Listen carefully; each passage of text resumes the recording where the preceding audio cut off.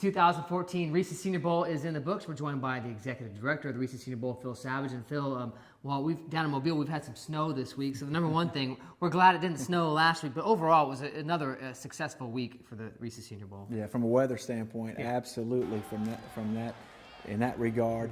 And then, of course, Saturday, 60-degree temperatures, not a cloud in the sky, and the fans of the Gulf Coast and specifically Mobile turned out for the game. We had 37,000 inside the stadium. We had another 10 to 15,000 estimated outside the stadium. So it really is a football festival on Senior Bowl Saturday. It definitely is a major event in this city. Now, in terms of on the field, let's talk about the quarterbacks briefly. I think most analysts agree Derek Carr really emerged as certainly a potential first-round pick, had a big week. Well, I thought the two quarterbacks that really took a step forward in terms of this pre-draft evaluation period were Derek Carr from Fresno State, who embraced the opportunity off the field and on the field. And then how about Jimmy Football? Jimmy Garoppolo builds off his season during the course of the year with Eastern Illinois, goes to the East-West Shrine game, earns an invite to the Reese Senior Bowl, and had a terrific couple days of practice, and then showcased his skills on Saturday. He has a chance to go second round, maybe third round?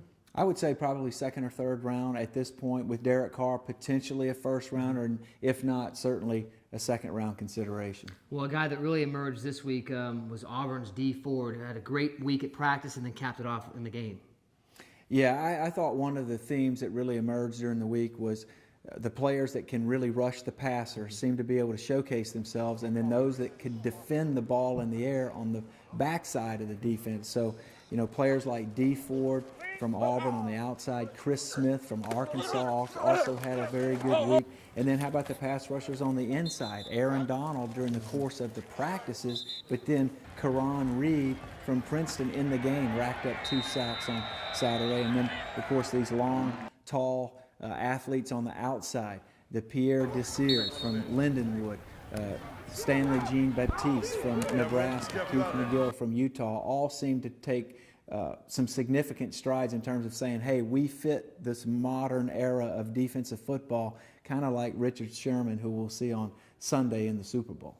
Talk a little bit about the coaching staffs. Obviously, there's a lot of NFL personnel here, but it was the Falcons and Mike Smith and the Jaguars and Gus Bradley. Both teams seem to really grasp this week and make the most out of it. Yeah, no question about it. Both the Jacksonville Jaguars and Atlanta Falcons organizations really became engaged and immersed with the 110 players that were here on the ground.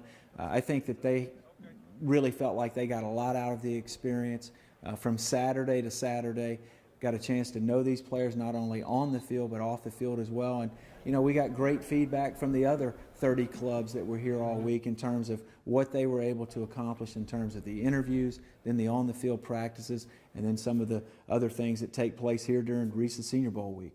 Just your general thoughts moving forward. We're now 11 months and a handful of days from the 2015 Reese Senior Bowl. What do you take from this game that you maybe would like to see in the next game, or even something different?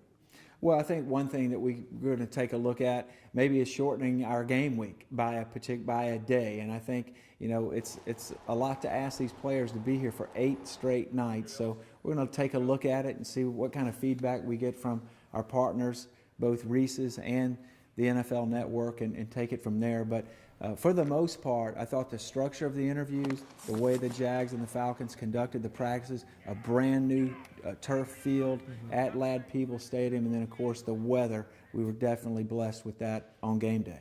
Well, I'd say we're going to get a break now, but we're going to be busting out a bunch of draft previews all the way through May 8th, right? Yeah, we're going to just take it all the way through. These players that were here, of course, we'll be taking a trip up to the Combine, various pro days in the spring, and we're going to do a position-by-position breakdown on the website in terms of a written format, each particular unit that was here during the Senior Bowl, and we'll write them up and rank them and let the fans decide and watch their favorite players as they go through until May the 8th, 9th, and 10th, which the draft is a few weeks later than it typically would be.